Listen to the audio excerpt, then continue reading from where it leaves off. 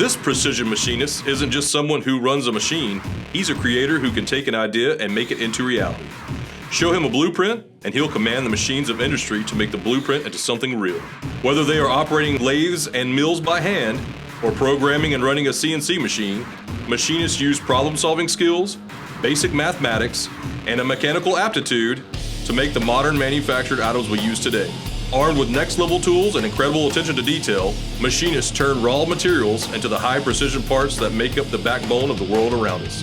At Gadsden State, precision machining students are trained on everything from lathes and mills to the most advanced multi-axis CNC machines on the market. With the skills you learn in this program, if you think it, you can make it.